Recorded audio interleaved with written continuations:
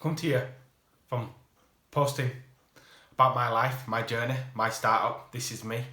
So you have a reference point for yourself to understand that it is hard and you do fight with yourself, within yourself, so much of the time.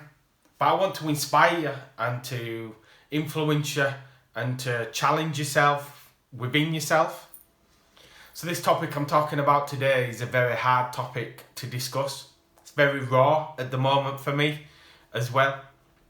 And it all starts with how my own past experiences, my own past influences from those around me, my upbringing, and not ever having self-worth, and kind of having a voice. So I kind of lived that way for majority of my life, and it's held me back all the time because our mindsets can quite easily turn into, our boss voice and his ditch voice. His ditch voice is our more prominent, our more aggressive, the more prevalent thought in his mind. So when we live to do something different, to do what's uncomfortable, we have his boss voice which eggs us on at different times of the day when we are in flow. But when we're not and we're tired or hungry or we're not feeling good about ourselves or we've had a bad experience, his ditch voice is always that one what always prevails. What's most of the time with us. I'm kind of going off on a little bit there, but kind of giving a bit more context as to the discussion I had with my girlfriend yesterday. And now she's my biggest supporter. She showed belief in me before I could show belief in myself. And she's my biggest supporter, my biggest encourager. She has always got me back. She always listens. She always helps. She always inspires me through what how she lives, her past, because she's such an honest, caring, fantastic, knowledgeable, loving, tentative lady I could meet. But the issue we had yesterday was we got in a discussion about, as you do, especially about me creating these social media posts and YouTubes and, try to create a narrative for me to stick to. And it kind of triggered her a little bit with, you need to find happiness. You can't always be in that continuous growth, continuous learning, continuous action and experience. You need to be able to reflect and to, find a platform where you're happy from. And my, discussion with her was, I know that's my narrative. My ultimate goal is to find happiness. I don't think I came across as clear as that in conversation with her. And I could tell that because then we got a bit of a heated discussion, and we always discuss. That's one of the great things about us. We discuss, we talk, and it can get quite heated, can get quite vocal, but it's a discussion ultimately. And through them discussions, it allows us both to become better people from it, to learn different perspectives. It's so important. It's a marvellous thing, is perspective. And if the more perspective we can have on a whole host through conversation, speaking to other people, the more broader, the more understanding, the more we look at our own lives in such a different way, and different confrontations, different problems we have. So back to the point of his discussion, and now we're kind of going that way. And she said somewhere in the heat of the discussion, and I'll say what it is, which was you talk a lot of shit, and we have a saying normally when we're not in discussions that, you talk shit, you get banged. It's just a fun saying within the family. And it's something we kind of use when we hear that. But for her to say it in that heated discussion, through that, it had a profound effect on me. I mean, it really did. I couldn't even talk to her then after that, because I just hung on to the fact that I'm new in this journey of talking on camera and, talking about my life and creating posts on other social media platforms and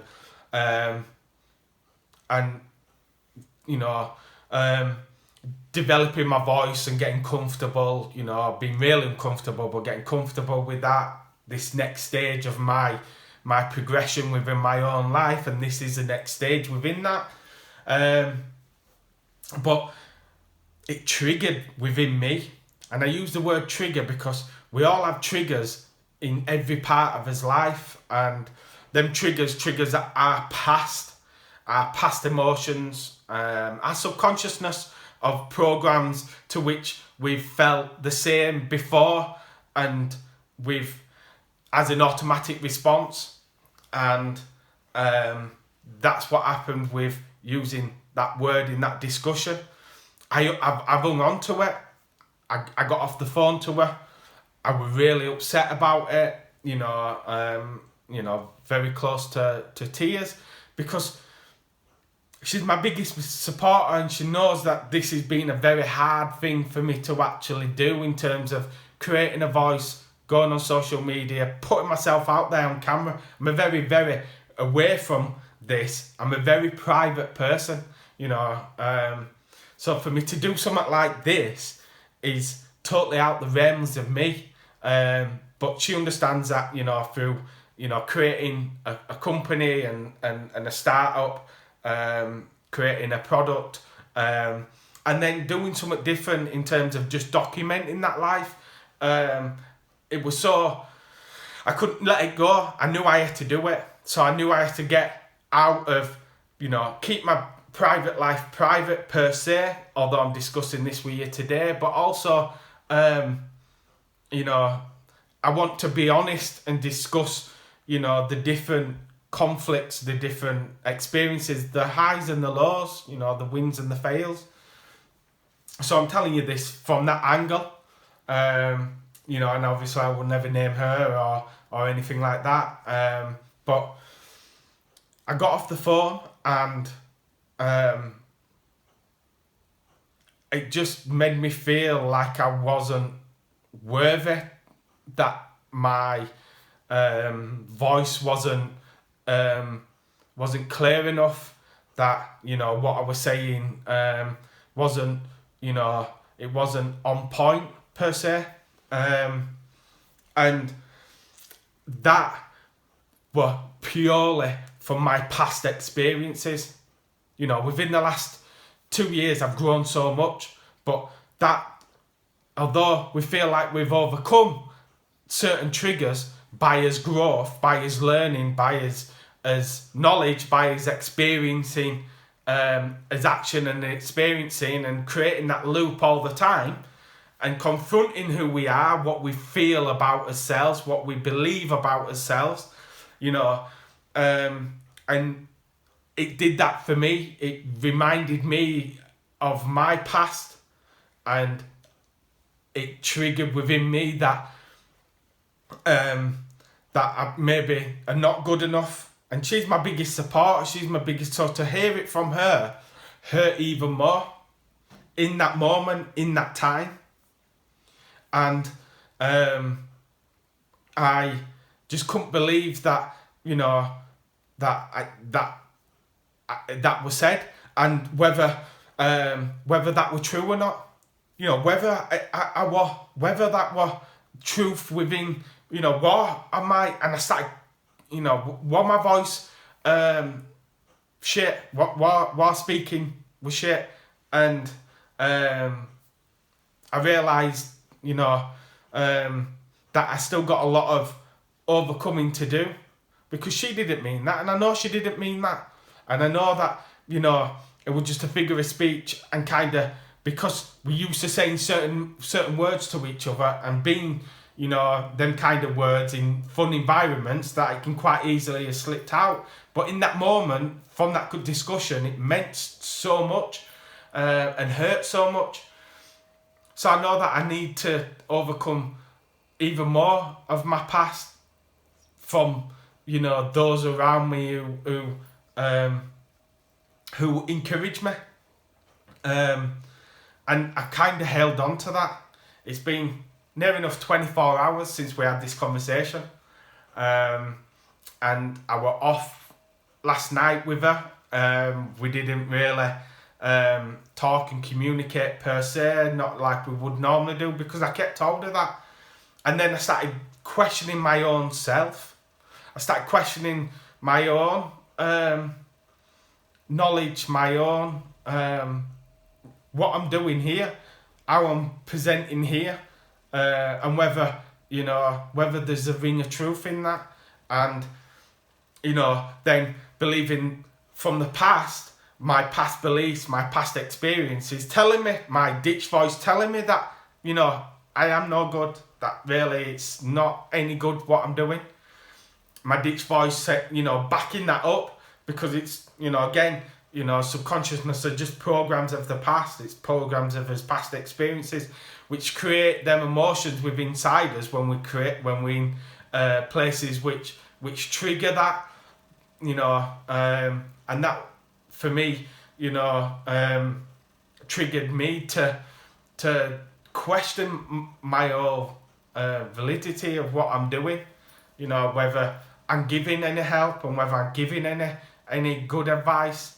Whether I'm just not cut out to do it, that I'm not knowledgeable yet, that I need to do back more. And these are all within a space of like, you know, 45 minutes, an hour after the conversation. And then as my conscious self started kicking in and I realised what I was doing and how I was doing it, you know, I started to override. I made notes, you know, I wrote down this conversation, I wrote down, you know, what had happened and the words what was said, but then I also then consciously looking at that realised that what I was thinking were products of the past. So I wrote down consciously that what I experienced and what I was feeling were all problems of the past, were all things which had happened from the past, and that ain't me. So I was, you know, able to gain confidence from what I was doing and gain confidence that I can, you know, that it was something from the past. But yet it still hurt profoundly, and that hurt just continued. And we woke up this morning, and again we had that a very, you know, it was an argument this time around. You know, there were a lot of tears, and you know, there were a lot of, for me, just still holding on to them words. You know, talk a lot of shit, and it's so you know, hurt me so much that I couldn't let go of it. I couldn't release it. I couldn't just overcome it, because, you know, she's the closest person to me, and for her to say it, and I know I'm repeating the same thing again, but this is what happens when we hold on to something which we know, you know, is not necessarily true, and then we don't listen, is my point. We don't listen to what they're saying. We don't listen to their emotions and their pain from my pain. And if we don't listen and we don't understand and we don't allow that through conversation to settle down and understand that it was just, you know, wrong words to use, you know, we're in the wrong context of the words, and you know, I didn't listen, and you know, and I should listen, because, you know, even though somebody says something what's painful, if they can acknowledge they've said something painful and you can acknowledge that you were hurt by that, then you should be able to then bridge that.